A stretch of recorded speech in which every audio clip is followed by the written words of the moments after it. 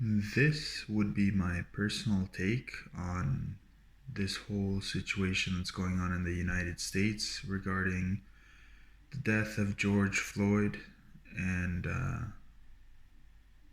why I think that it's not the correct way to demonstrate frustration and anger um, by looting and by breaking down certain buildings, windows, and doors, and stealing, other people's property. That's not the correct way to go about it. Um, by all means, we should protest, and by all means, we should definitely be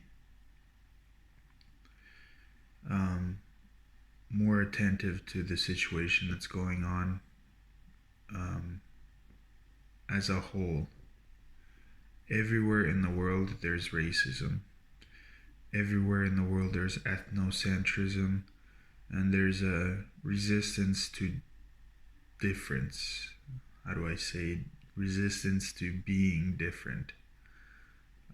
If you're not part of some group in a certain country, you might be um, looked at as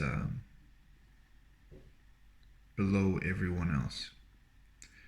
And I don't think that's okay. And I think this is where this kind of mentality has brought in the entire civilization. In the US, it's highlighted a lot because whether we like it or not, there's still that animosity from people who are privileged, whether that's through monetary privilege or through the color of their skin. They like to send out a certain kind of vibe or message to other people. And this certain vibe or message is incredibly wrong. It is not the right way to go about living one's life. I know this firsthand because I'm a child of war, I guess you could say. Um, my childhood, man, like it was it was pretty much from refugee camp to refugee camp. Not much food, if any, daily. So my malnutrition at the time was it's not even to talk about. Like it was catastrophic. The things that my parents had to do to keep me alive is not even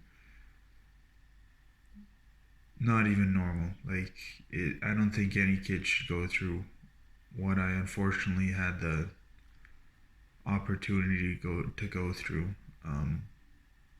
All because of hate, all because of discrimination, all because I belong to a certain religion that didn't sit well with the surrounding people around me. Like, how stupid does that sound?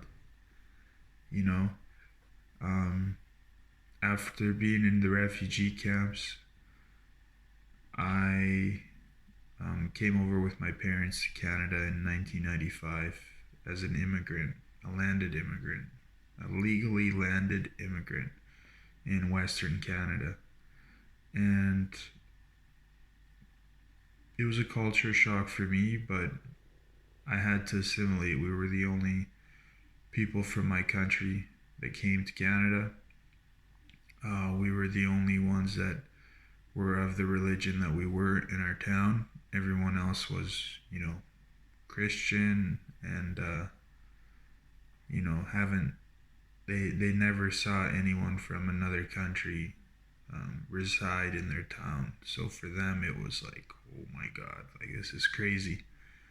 And the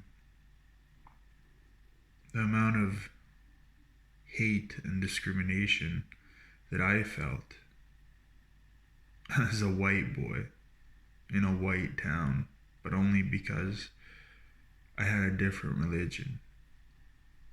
I didn't speak English properly because it was a new language to me. I was a kid. And so all of these things just kept adding up. At school, like lunchtime, like having to eat alone. That wasn't fun, but it had to happen because who am I? I don't belong in that group, right? So you could imagine my best friends were two newcomers, a black boy and a Chinese boy. So it was the three of us that were best friends, and we stayed best friends for a long time, and we still communicate to this day. And I'm 31 now, so you can imagine how long that friendship has lasted. Because we went through something that I don't think any kid should go through. I don't think any human being should go through. And it comes back to, again, hate and discrimination. And this is exactly the reason why George Floyd was killed. He wasn't killed because he was a threat. He was going to destroy the world. He was going to destroy his city. He was going to rape and pillage everything around him. Nope. George Floyd was killed because of hate and discrimination. And the amount of hate in someone's heart to be able to do that to another human being, and to sit on somebody's neck like that, that's sitting on somebody's neck. That's what that was. That was nothing other than sitting. And when someone asks you for mercy and you don't give it, you lose your title as a human being, and you can't be in the realm of animalia or anything similar to us or animals. So that's my take, that's my personal view. I've had to deal with hate and discrimination my whole entire life, and I'm white. So what these people go through on a daily basis being black, I don't get it, man. I don't get why they have to go through that. Why can't they just live their life like I live mine now, for example? Right? Started from the bottom, scratch, scratch, scratch, scratch, scratch, finally living a comfortable life.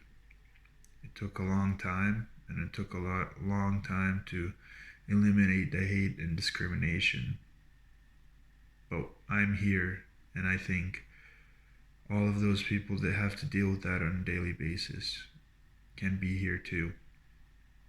So I like to hear people's takes. I want to hear like real opinions from people on YouTube. I don't want people hiding behind their corporations and their jobs. I just want people to be open about this. We got to open up a discussion, and we got to be better. We must do better for everybody. So there's my take, and I don't know, there's not much else to say about this, man. Like I feel bad for these people that now even get a bad name because other people are looting, and now everybody's getting put into the same group as if everybody is looting and everybody is bad and everybody is awful, and it's crazy, man. This is a nuts time we're living in. So let's hope we go back to the core human values. Thanks for listening. Who knows if you've listened this far, and we'll talk again.